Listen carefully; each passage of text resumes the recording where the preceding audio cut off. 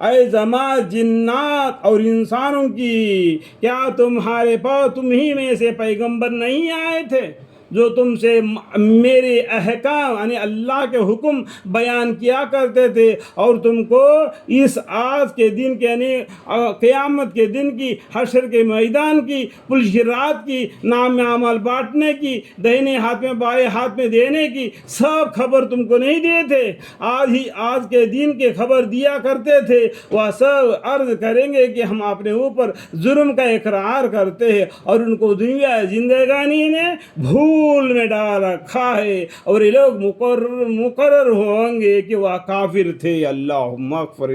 یہ اس وجہ سے ہے کہ آپ کا رب کسی بستی والوں کو کفر کے سبب ایسی حالت میں ہلاک نہیں کرتا اس کی بستی کے رہنے والے بے خبر ہو، اور ہر ایک کے لیے درجے ہے ان کے اعمال کے سبب، اور آپ کا رب ان کے اعمال سے بے خبر نہیں ہے، اور آپ کا رب بالکل غنی ہے، رحمت والا ہے۔ اگر وہ چاہے تو تم سب کو اٹھا لیے اور تمہارے پاس جس کو چاہیے تمہاری جگہ آباد کر دیے۔ ایسی آیت سورہ محمد میں بھی 614واں پیج میں بھی آیا ہے، ٹھیک ہے۔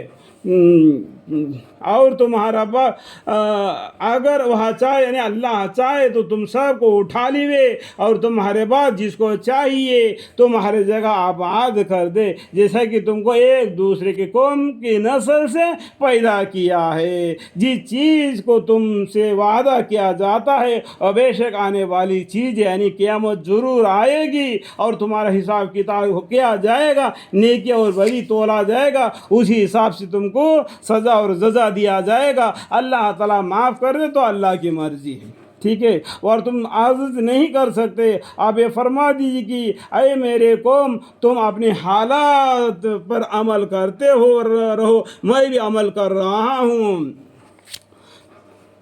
سو اب جلدی ہی تم کو معلوم ہوا جاتا ہے کہ اس عالم کا انجام کار کسی کے لیے نافع ہوگا۔ یقینی بات ہے کہ حق تلفی کرنے والوں کو کبھی فلاح نہ ہوگی۔ اللہ تعالیٰ جو کھیتی اور مویشی پیدا کیے ہیں ان لوگوں نے ان میں کچھ حصہ اللہ کا مقرر کیا، اور وجہ خود کہتے ہیں کہ یہ تو اللہ کا ہے اور یہ ہمارے معبودوں کا ہے۔ پھر جو چیز ان کو معبودوں کی ہوتی ہے وہ تو اللہ کی طرف نہیں پہنچتی، اور جو چیزیں اللہ کی ہوتی ہے وہ ان کے معبودوں کی طرف پہنچ جاتی ہے۔ انہوں نے کیا برا تصویر نکال رکھی ہے، اور اس طرح بہت سے مشرکین کے خیال میں ان کے معبودوں نے اپنے اولاد کے قتل کرنے کا مستحسن بنا رکھا ہے۔ اللہم اغفر، تاکہ وہ ان کو برباد کرے اور تاکہ ان کے طریقہ کو مخبوط کر دے، اور اگر اللہ تعالیٰ کا منظور ہوتا تو یہ ایسا کام نہ کرتے۔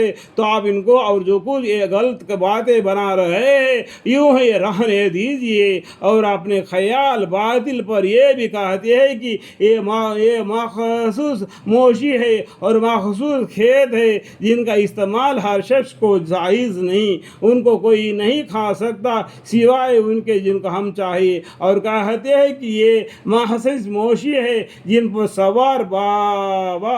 سواریاں بار بردار حرام کر دی گئی ہے۔ اللہم اغفر، اور مخصوص مویشی ہے جن پر یہ لوگ اللہ کا نام نہیں لیتے۔ یہ سب باتیں محض اللہ پر افترا باندھنے کے طور پر کہتے ہیں۔ ابھی اللہ تعالیٰ ان کو ان کے کفر ان کے افترا کے سزا دے دیتا ہے۔ اللہم اغفر، اور وہ یوں بھی کہتے ہیں کہ جو چیزیں ان مویشی کے پیٹ میں سے نکلتی ہے وہ خالص ہمارے مردوں کے لیے ہے اور ہماری عورتوں پر حرام ہے، اور اگر وہ پیٹ کے نکلا ہوا بچہ مردہ ہے تو اسے منتفع ہونے کے جوز میں مرد عورتیں سب برابر ہے۔ ابھی اللہ تعالیٰ ان کے ان غلطی کی بیانی کی سزا دے دیتا ہے۔ یہ بلا شک وہ بڑا حکمت والا ہے، بڑا علم والا ہے۔ ان آیتوں کو جو بازو میں لکھا ہے نا، فائدہ بیچ میں لکھا ہے، دیکھو فائدہ کر کے میں بتا رہا ہوں، یہاں دیکھو 5 نمبر فائدہ لکھا ہوا ہے۔